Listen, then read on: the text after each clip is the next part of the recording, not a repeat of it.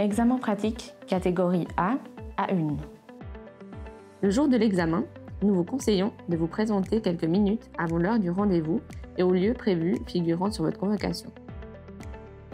Une fois arrivé, vous serez invité à présenter tous les documents requis pour participer à l'examen. Les documents à présenter sont le permis de circulation de votre véhicule, le permis d'élève, une pièce d'identité et si vous en avez déjà un, votre permis de conduire. Tous ces documents doivent être des originaux. Nous n'acceptons pas de photocopie. Vous devrez revêtir un équipement complet homologué pour la moto.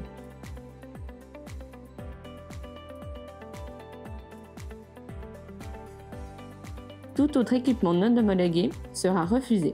En cas d'équipement incomplet ou non conforme, l'examen ne sera pas effectué, mais sera facturé. Ensuite, nous vous équiperons d'une radio que vous mettrez à l'intérieur de votre veste, ainsi qu'une oreillette pour écouter les consignes des experts. Le véhicule que vous utiliserez pour votre examen doit être en parfait état de fonctionnement et équipé d'une plaque portant un L blanc sur fond bleu. Vérifiez que l'éclairage complet, avant et arrière, fonctionne parfaitement.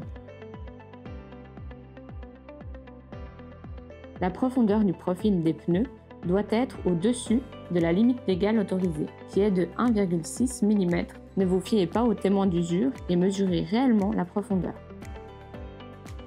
L'examen commence par une partie manœuvre, comprenant 3 exercices à effectuer à l'allure du pas. Tout d'abord, franchir un couloir étroit se terminant avec un virage à gauche.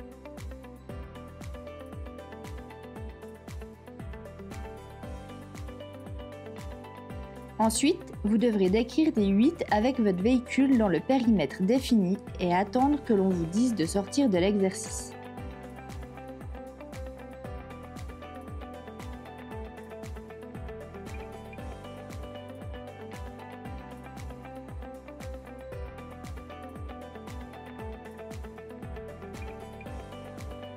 Et pour finir, franchir un slalom décalé avec une série de 5 cônes.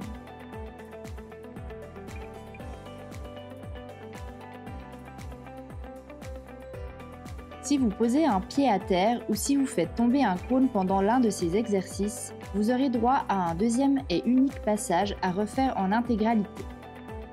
Pour terminer, sur une ligne droite, vous devrez atteindre une vitesse de 50 km/h avant d'effectuer un freinage optimal sur la distance la plus courte possible. Si une ou plusieurs de ces manœuvres ne sont pas réussies, l'examen sera considéré comme échoué. Cependant, et dans la mesure du possible, nous vous encourageons à poursuivre l'examen avec la partie circulation. Celle-ci se déroulera aux alentours du centre d'examen et vous devrez démontrer que vous respectez la législation routière tout en suivant les instructions des experts.